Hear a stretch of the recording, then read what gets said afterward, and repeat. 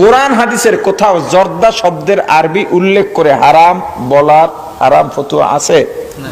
নাই। জর্দা পাইলেন কই?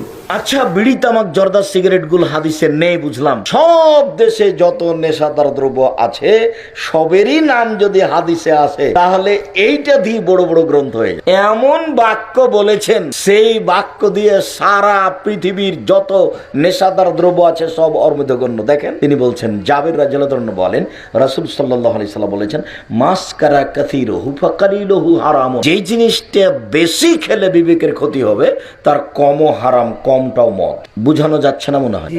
জর্দায় 250 একজনকে খাওয়ান, দেখেন ওর কি হয়। যদি তার বিবেকের ক্ষতি না হয়, তাহলে আমি আব্দুর রাজ্জাক বিন ইউসুফ আমি ভুল বলবো। বিড়ি, সিগারেট, জর্দা, সাদা বিক্রি করা এবং খাওয়া জায়েজ আছে কিনা? এগুলো খাওয়া জায়েজ নাই। বিড়ি সিগারেট খাওয়া জায়েজ নাই।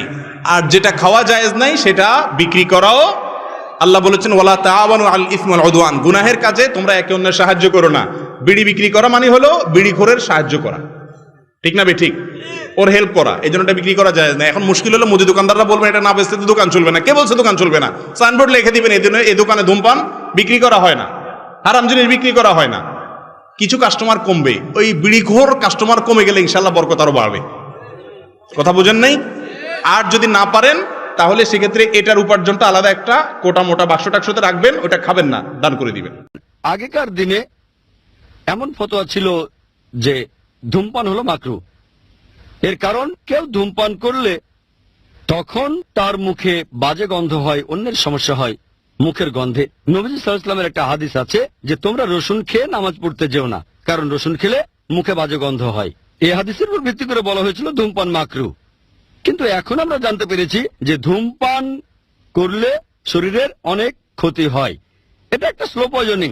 ওয়ার্ল্ড হেলথ অর্গানাইজেশনের মতে প্রতি বছর 40 লক্ষ মানুষ মারা যায় শুধু ধূমপানের কারণে। লাং ক্যান্সার, হার্ট, এরকম অনেক কারণ।